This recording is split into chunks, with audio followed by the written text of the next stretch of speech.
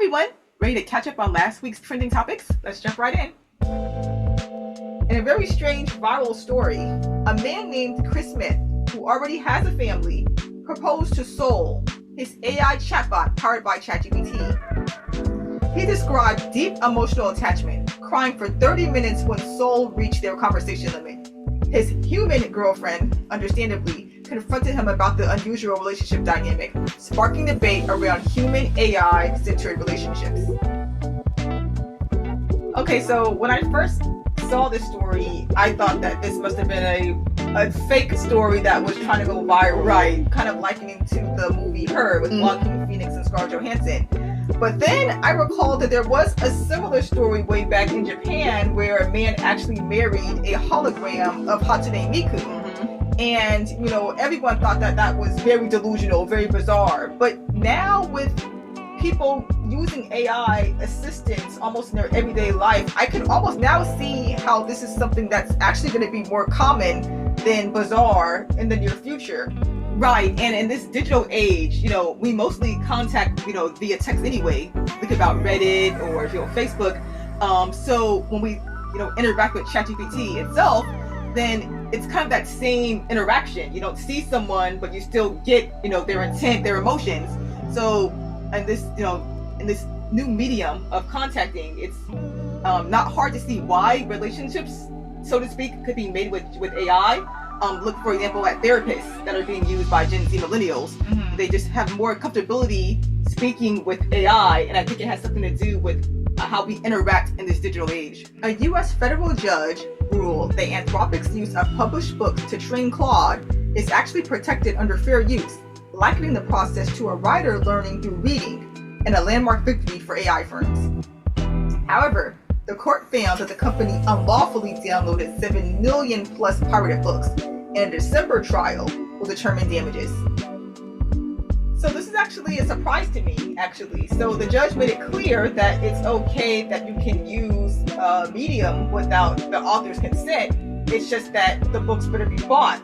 So in other words, the loss is because they were pirated, but it seems fine that if you use bought material, then you can use that to train your models. And I think that will say something about the Midjourney lawsuit that still isn't settled. Right, and so this is obviously a big win for all the AI companies who are arguing fair use.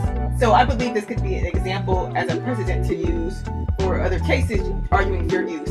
I'm not entirely sure how it will apply to things that aren't books, for example, like movies or films, but maybe it's the same argument, like if they were bought, then they would apply. So very big win again for AI arguing this, and not so much for the authors or artists who were hoping that this would set the tone for future cases. Right.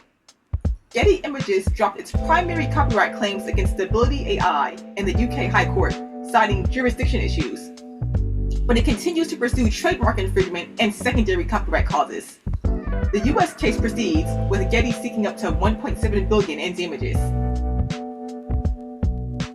So this was interesting that this news came out simply a day after the, landmark win for the fair use case against the authors. However, this didn't happen necessarily because the outcome of that case. It was actually more due to them wondering how they can have this connection of UK jurisdiction for the training, and then also trying to link the output of the model having some infringement as well. So that's where they dropped their cases. So what still goes on is the US case and the secondary infringement, and also the trademark infringement. Once again, we'll see the outcome of those cases, but as of now, it seems like a loss for the companies pursuing these AI generator companies. Amazon's Alexa Plus, its generative AI voice assistant, has now reached over 1 million users in early access. Capable of summarizing emails, making reservations, and crafting bedtime stories or quizzes, Alexa Plus reflects Amazon's ambitious AI-first vision for home assistants. So, interesting to see the next iteration of Alexa, after, the delay of seeing the next generation of Siri. So of course, I'm completely not surprised that generative AI would be, integrated into Alexa would be the next step. And I imagine we'll see, when we finally see Siri, it'll be very similar here. It's just now Alexa has to jump for users to try this out in early access, and imagine that this will get good feedback to make this next iteration stronger. Alright, that's it for last week's Trending AI News. Be sure to like and subscribe to keep up to date on the latest trending topics.